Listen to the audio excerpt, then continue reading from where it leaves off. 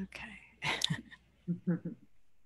Hello and welcome everyone to Women Speakers Association's WSATV. I'm Laura Rubenstein, your host and producer of this program, and also a digital media and marketing strategist and author of Social Media Myths Busted, the Small Business Guide to Online Revenue.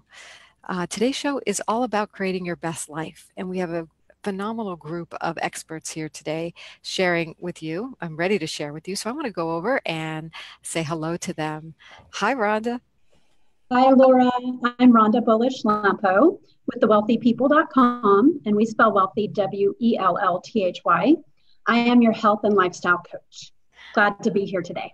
Great to have you too. And Christine, hi. Hi, Laura. Thank you for having me. My name is Christine Handy, and I'm author of the book Walk Beside Me. And my website is www.christinehandy.com. And I'm excited to be here as well. We're excited to have you. And Roberta, hi. Hi, Laura. I'm Dr. Roberta Shaler, the Relationship Help Doctor, and you can find me at forrelationshiphelp.com or here in sunny San Diego. Nice. And San Diego is very sunny today. So we have a sunny topic of how to create your best life. And I wanted to go around and get this expert wisdom from you because it's a really uplifting, positive energy we're creating today. And I don't know about you, but that it's like the middle of the week, end of the week. I think we all need a little pick me up. So Rhonda, start us off. What advice do you have for people to help them create their best life? My number one thing that I work with my clients on is about removing stress and overwhelm from their lives, because then you can improve your health and you can live a richer, fuller life. So stress affects every area of our lives. So once you start addressing that, then you can create your best life. And what is the tip you have for how people can reduce that stress or create their best life? So I always comment to people, spend 5 to 10 minutes of mindfulness each day, whether that's right before a meeting or an event you go to, or you're in the middle of your crazy day. Spend 5 to 10 minutes and just get yourself into a peaceful state of mind. And is there a way that you suggest people do that? Different things. Some people use it as a meditation. Some people take 3 deep breaths. They turn off all the noise that they might have going on around them. There's a variety of ways that people can do that. And sometimes for me, it's just helping them initially discover that they've got stress and overwhelm going on in their lives, because some people completely ignore it, and then it ends up really affecting your health. It sure does. And there's so many stories out there about how stress is, and people know that in their lives. So identifying you have it may be a really good first step. So thank you for that. Appreciate that. Christine, what advice do you have for people and our viewers today on how to create their best life?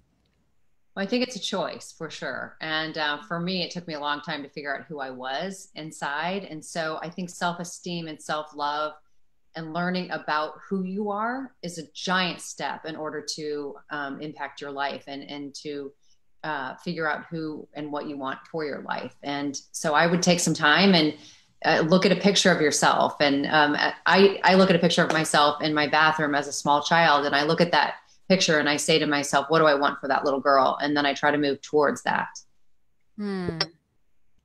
That's really precious, because we don't often treat ourselves really well, right? And if you think of it that way, that's a great tool. Well, and we forget to treat ourselves with that love and respect. And we forget about our own self-worth and our own self-esteem, because many times people relate your self-esteem as pride. And I don't really think it is.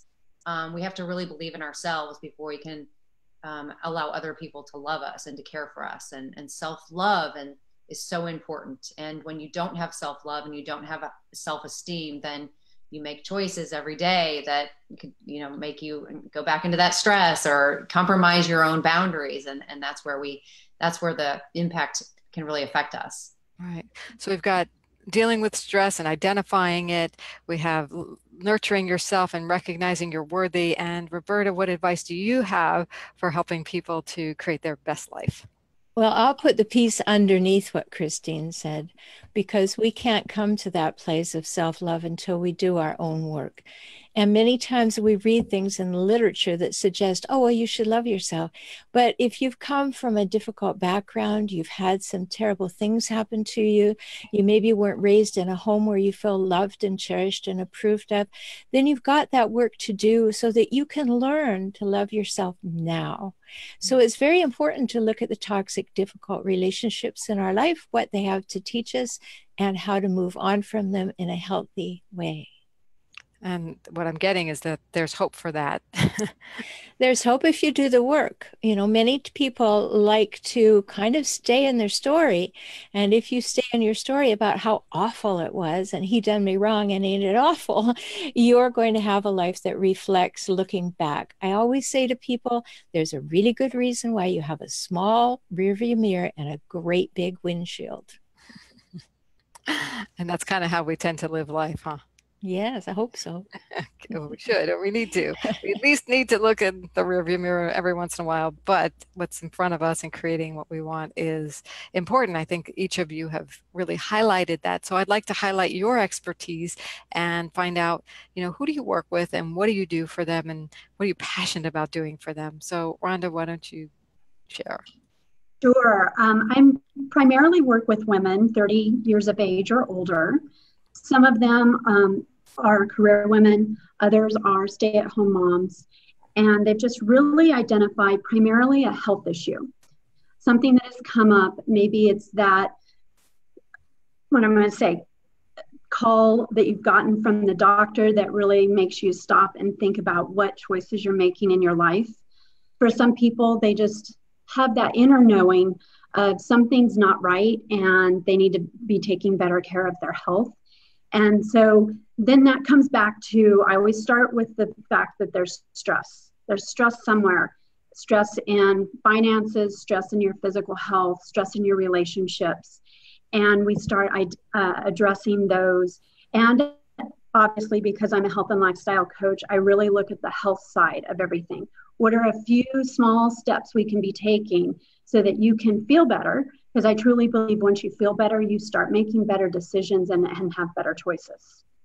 Wonderful. And do you have a specific example of either how you got to this place and able to help people, or how you've helped somebody? Yes, I do. Actually, just a few years ago, I was in superhuman amounts of stress myself. I'm a PTSD survivor. It all came about because of my husband having brain surgery and a second emergency surgery and having several complications from it.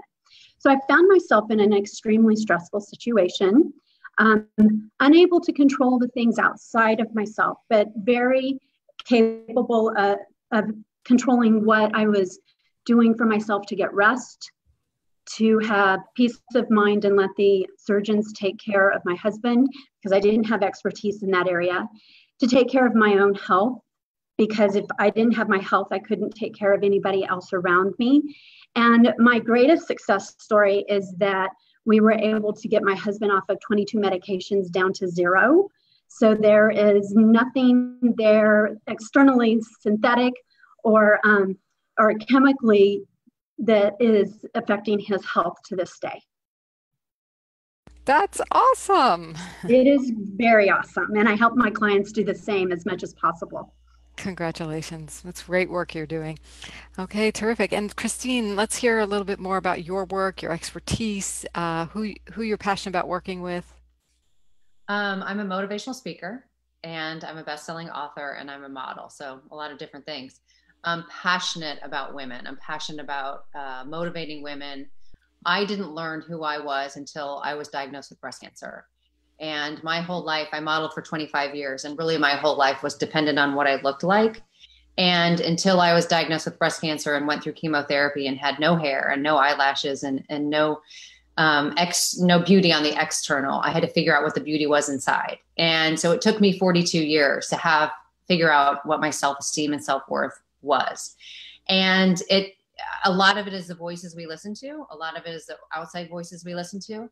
And so I try to use my story and the purpose and pain that I went through to help motivate women to hopefully not go through that, and make some changes in their life. Who do you surround yourself with, and what voices are you listening to? Before you get to that unhealthy state, which for me was breast cancer. So I'm really passionate about trying to teach people about self-esteem and self-worth and how you get there. Wonderful. And you do that through your speaking and your and my book and your book. Yeah. Wonderful. Thank you for your story. Thank you. There's always purpose in pain. Trust me. You can always use what you go through to help other people. It's about serving. It's not about being served. It's what can we do with the pain that we suffer to help other people. And that's really what it is, creating a best life is all about. Yeah, and that brings joy. I mean, that brings true joy. If I have to go through this, then I'd like to use it to help other people. Fabulous. Congratulations. Thank you. So Roberta, tell us about your expertise. You mentioned toxic people and having strategies to deal with them. And what do you do? Who do you do it for? My mission is to stop tolerating abuse, to have people learn how. So I work with the partners, the exes, the adult children, and the coworkers of relentlessly difficult people. Because of my doctorate in psychology, I'm kind of opposed to people going to the Google goddess and putting in their symptoms and having a psychological diagnosis coming back. So I trademarked the term hijackals, because all these difficult people, they all have the same kinds of things going on. In fact, what I say is all hijackals drink from the same pool of traits. So I help people recognize them, realize that they're actually happening in their lives or have happened, and then to recover from that, to rediscover who they are and move on after that, so they can leave those folks behind. So do you have a story of how you help somebody to do just that? Well, I do it all day long, so I won't tell you all those stories, but I'll tell you a story from my own life, which is my father came from a whole den of hijackals. And so I experienced all of that. And then my mother had electroshock therapy, and she turned into a hijackal. As an only child, my entire experience was being surrounded with people that I looked up at and said, you don't make any sense. And so as a result, I've always worked in conflict management and helping people resolve difficulties. And in the last years, I've focused on those people that I know are living with or have lived or have been raised by hijackals. It's really important because there are not many resources for people who have difficult people in their life. And we have poor parenting strategies that people get raised with that they just duplicate, and then you don't know any other way. So thank you for the great work you're doing. Okay, so we are wrapping up our Best Life series today. And what I want to ask each of you is about Women Speakers Association. We come together with this expertise. You really are a power team, the three of you, from the speaking you do from stage, Christine, and the stress you deal with, Rhonda, and the physical well-being and the mental and emotional well-being, Roberta. It's just a wonderful trio that we've made here today. We've given some advice for you, and if anybody's out there and you want to add your stories or if you've taken away something, feel free to chat with us. I am monitoring the Facebook chat here, but as we wrap up today, let's talk a little bit about Women Speakers Association, because this is what we're about, is supporting each other to live our best lives, to get that message out and help others live their best lives. So what value has Women Speakers Association been to you, Rhonda? Well, I'm excited to be a member of Women Speakers Association. My greatest value is being around like-minded women, doing the same things, getting their message out there to the world, and having them as a support community. Yeah. Great. Providing great advice to each other and supporting each other in good times and in bad. Yeah, it's really important. We're there for you in whatever you're going through. It's great. Thank you, Rhonda. And by the way, if any of you want to learn more about Women Speakers Association, I'm just going to turn my body here. I don't know if you can see it, but down here is a nice URL. You can find out more information about how to join at the free associate level at joinwsa.com, or do what these women have done and upgrade to the premier level where you get more visibility and a lot more support. So Christine, tell us what value you're getting from Women Speakers Association. I love Women's Speakers Association. And I believe that, we as motivational speakers, we get to hear ourselves speak a lot, but it's wonderful to be around the like-minded people that we don't necessarily get to hear. And it's also wonderful to give back to the association and try to mentor people who are involved, but also to take tips and to hear other people's, how they are successful in it. And so it's a wonderful group, and it's a wonderful group of women. And I just love being a part of it. Well, we love that you're here because your energy makes a huge difference. So thank you for that. And Roberta, what is the value you're getting out of Women Speakers Association? Well, so many of my friends are there, and all my new friends too, because it's great to have a tribe. And, as Rhonda said, there you go. You're already connected because of what you've been through to become who you are and what you do in the world. So it's lovely to hear their stories, to collaborate, and to join together to maybe even do some projects and bring more good to the world. And that's what we do. We do collaborate. We work in sisterhood. We offer you plenty of opportunities to connect and learn. So please join us at joinwsa.com, and we'll be back with you for another episode of WSA TV next week with some more premier members. Please meet us all at WSATV.com 24/7. We'll be back next week. Thanks, everyone. Thank you. Thank you.